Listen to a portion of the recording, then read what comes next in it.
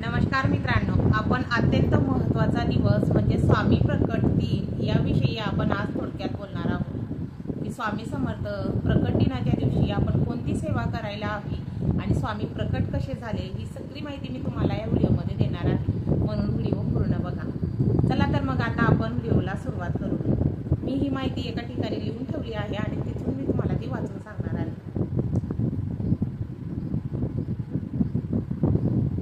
काही वर्षापूर्वी अक्कलकोटच्या जंगलात एका साध्या पण तेजस्वी व्यक्ती प्रकट झाले. तर ते कोण होते हे लोकांना ते समजले नाही. लोक विचारत होते हे साधे संन्यासी आहेत की कोणीतरी अलौकिक, असं सगळ्यांना वाटत होते. ज्यावेळेस स्वामी प्रकट झाले त्यावेळेस कोणालाच कळत नव्हतं की स्वामी समर्थ महाराज हे कोण आहेत, हे दैवत आहेत की काय आहेत, असं कोणालाच कळत नव्हतं. पण त्यांचा प्रकाश लौकिक होता आणि ते एकदम प्रकाशमय असे वाटत होते.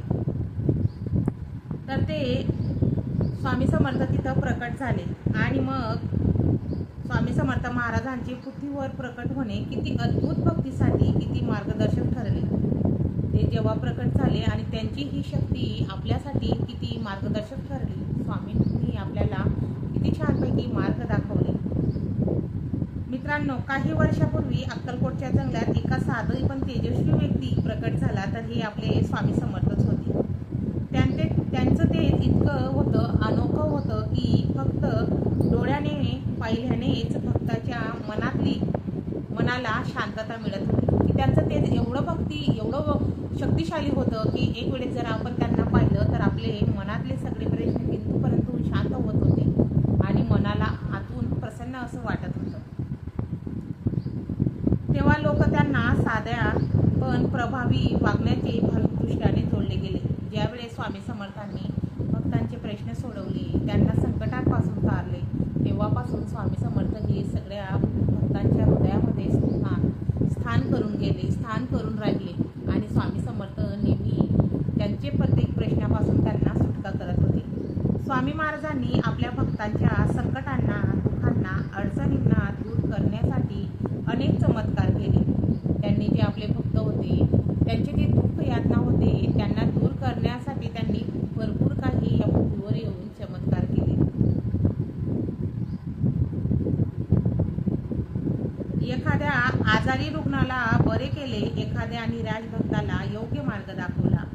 कोणी आजारी व्यक्ती असेल त्याला बरं केलं आणि ज्या माणसाला काही अडचणी असतील त्याला त्यांनी योग्य मार्ग दाखवला आणि अनेकांच्या जीवनात नवीन आशा दिली. लोक विचारत होते हे कसे शक्य आहे, कारण की लोकांना पण त्यांचे चमत्कार बघून प्रश्न पडत होते की हे शक्य कसं काय होऊ शकतं, असं कसं काय होऊ शकतं. पण त्या गोष्टी घडल्या कारण की महाराजांनी घडवल्या. आणि स्वामी महाराज फक्त म्हणाले, भक्तांनो, जे तुमचे हृदय शुद्ध असते तेव्हा देव आपोआप मार्ग दाखवतो. तर स्वामी समर्थ महाराज म्हणायचे की तुम्हाला आचार्य असं काही वाटू देऊ नका. तुमचं हृदय जर स्वच्छ आहे तर परमेश्वर तुम्हाला नक्कीच भेटत असतो, असे आपले महाराज नेहमी भक्तांना म्हणायचे. त्यांच्या भाषेत कोणतेही कठीण शब्द नव्हते, पण प्रत्येक वाक्य भक्ताच्या मनाला सिद्ध झाले. त्यांनी सांगितले नामस्मरण करा. त्यांचे शब्द काही एवढे कळत नव्हते, त्यांची स्पष्ट भाषा होती, पण ती भक्तांच्या मनाला स्पर्श करत होती. आणि ते भक्तांना सांगायचे की नामस्मरण करा, गुरुवर श्रद्धा ठेवा, अहंकार सोडा आणि प्रत्येक जीवात परमेश्वर बघा. महाराज जेव्हा प्रकट झाले तेव्हा प्रत्येक भक्ताला सांगायचे की अरे, जे मनामध्ये तुमचा अहंकार आहे त्या अहंकाराला सोडा आणि प्रत्येक प्राणीमध्ये मीच आहे असा विचार करा. मग बघा तुमचे संकट कशी दूर होतात. लोक त्यांच्या आजूबाजूला फिरत असायचे. अनेकांनी अनुभवलेली त्यांच्या शब्दांमध्ये एक अद्भुत सामर्थ्य आहे. भरपूर भक्तांनी अनुभवलं होतं की या समर्थांचे जे शब्द ते बोलत होते आणि त्या शब्दांमध्ये भरपूर मोठी शक्ती आहे. अनुभव त्यांना तिथून मिळत होते. म्हणून भक्तांच्या मनाला सिद्ध झाले. त्यांनी सांगितले नामस्मरण करा, गुरुवर विश्वास ठेवा. तर भक्त तसेच करत होते. एक अद्भुत सामर्थ्य आहे जे ऐकेल मन शांत व्हायचं. म्हणजे त्यांचे जे शब्द होते त्याच्यामध्ये अद्भुत असं महत्त्व होतं. जे काही सांगायचं त्या गोष्टी ते खऱ्या होऊन जात होत्या आणि खऱ्या होत भक्तांना त्याच्यामधून प्रचिती येत होती. जीवनात जेव्हा अडचणी येतात तेव्हा घाबरू नकोस, मी तुझ्या पाठीशी आहे. हे शब्द फक्त वाक्य नव्हे तर अनुभवायचे होते. म्हणजे स्वामी जे म्हणायचे, भिवू नकोस, मी तुझ्या पाठीशी आहे, तर हे फक्त वाक्य नव्हते तर ते साक्षात घडून येत होतं. संकटाच्या वेळेस स्वामी भक्ताला नेहमीच, जसं आपल्याला आता पण स्वामी समर्थ प्रत्येक संकटाच्या वेळेस जर आपण मायेने त्यांना हाक दिली की समर्था तुम्हीच आहेत तारणारे, तर समर्थ आपल्याला नक्कीच अनुभव देत असतात.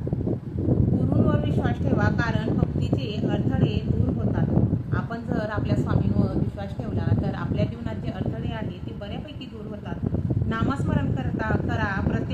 प्रत्येक मनाला शांतता मिळते नामस्मरणाने. संकटात ध्येय धरा, मार्ग नक्कीच सापडणार.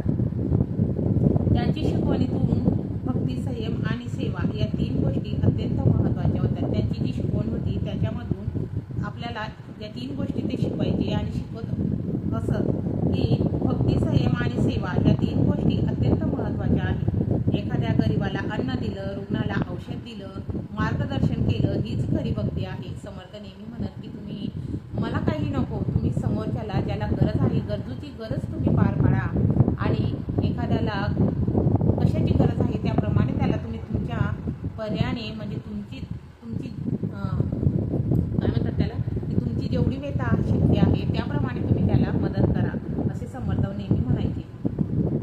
तुम्ही सर्वांच्या पाठीशी आहे, फक्त माझ्या नावाचा जप करा आणि मन शांत ठेवा. मी सर्वांच्या पाठीशी आहे म्हणून तुम्ही भिवू नका, तुम्ही फक्त नाम जप करा. आज आपण प्रकट दिन साजरा करतो, तर 20 मार्च 2026 या दिवशी आता आपण स्वामी समर्थांचा प्रकट दिवस साजरा करणार आहोत. तर मग स्वामी समर्थांची शिकवण आपल्या मनात ध्यानात किती आहे आणि आपण स्वामींच्या वाक्यांचं किती पालन करतो हे खूप महत्त्वाचं आहे. दिवस आपण कशा पद्धतीने साजरा करायला हवा ती माहिती मी तुम्हाला इथं थोडक्यात देणार आहे. स्वामी समर्थांचा प्रकट दिवस आहे, स्वामी समर्थांची जयंती आहे. गाजाबाजा करून काही फायदा नाही. आपल्या परीने आपल्याला जेवढी जमली तेवढी सेवा आपल्याला ह्या दिवशी करायची आहे. तर मग नेमकं आपल्याला काय करायचं आहे? महाराजांचे दर्शन होणे, भक्तीचा संवाद होणे आणि त्यांच्या कृपेचा अनुभव घेणे हा दिवस केवळ पूजा, आरती किंवा उत्सव नाही, तर श्रद्धा आणि भक्तीच्या जीवनात अंमलात आणण्याचा दिवस आहे. म्हणजे आपण वर्षभरामध्ये जे काही करतो, कारण की प्रकट दिवस म्हणजे त्याच दिवशी स्वामी समर्थांनी या पृथ्वीवर अवतार घेतला आणि ते आपल्या भक्तांच्या हृदयामध्ये स्थान घेऊन बसलेले आहेत. अजून पण ते आपल्यात आहेत स्वामी समर्थ महाराज.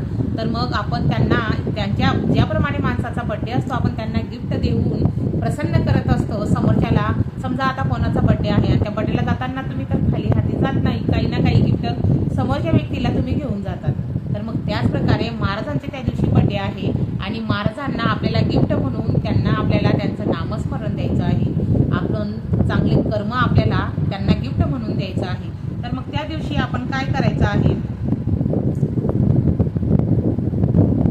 या दिवशी आपण सकाळी लवकर उठून स्नान करून स्वच्छ पवित्र वस्त्र परिधान करायचे आहे. स्वामींच्या प्रतिमेसमोर दीप लावावे आणि स्वामींची जी प्रतिमा आहे, आपल्या देवघरामध्ये फोटो आहे, प्रतिमा आहे, मूर्ती आहे, अंघोळ झाल्यावर स्वामी समर्थांच्या समोर आपल्याला दीप प्रज्वलित करायचं आहे आणि स्वामी समर्थांचं नामस्मरण आपल्याला करायचं आहे.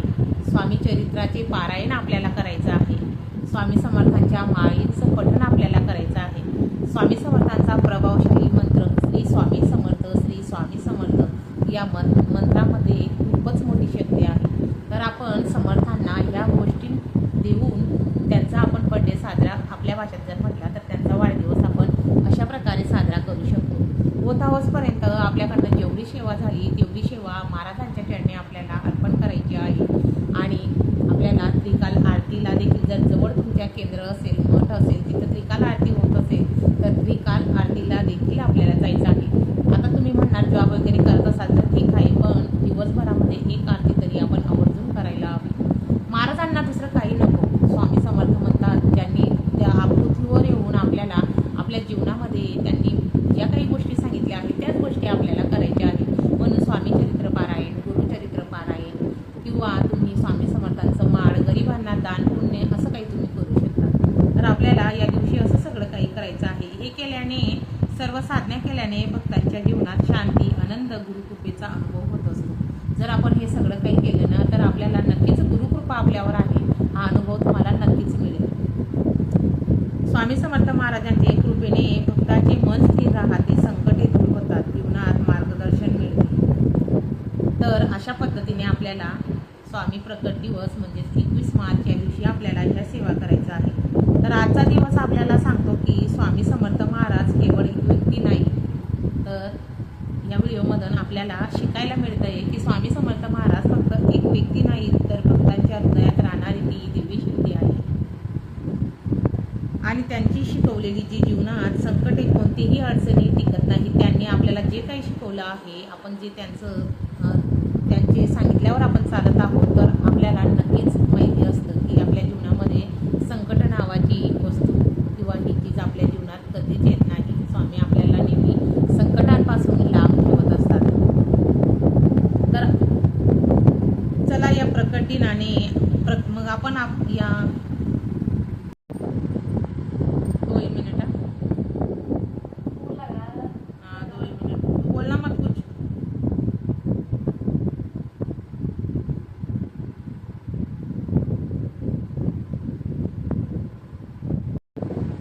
चला तर मग हा प्रकट दिवस आपण मनाभावाने आणि शांततेने सगळे मिळून एकत्र मिळून हा साजरा करूया आणि स्वामी समर्थांना आपण एकच प्रार्थना करूया.